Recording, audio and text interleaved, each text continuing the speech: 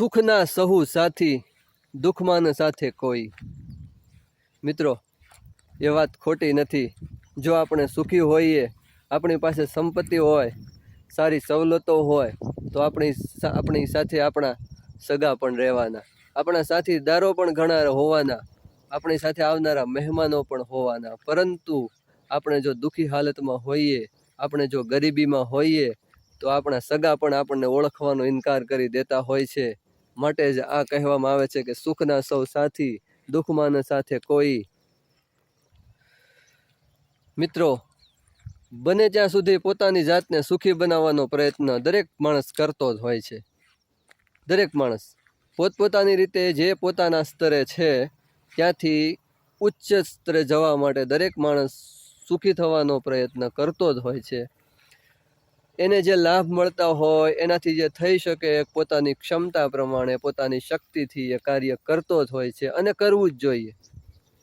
કારણ કે હવેનો સમય એટલે આ 21મી સદીનો સમય. જો કે અગાઉ પણ તેમ જ હતું. સૌ સુખના સાથી હતા, દુઃખમાં કોઈ સાથ સહકાર આપવાવાળું નહોતું.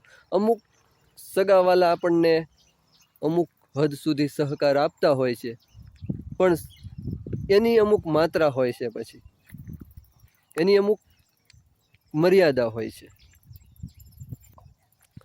પરંતુ જીવનની સફરમાં, જીવનની યાત્રામાં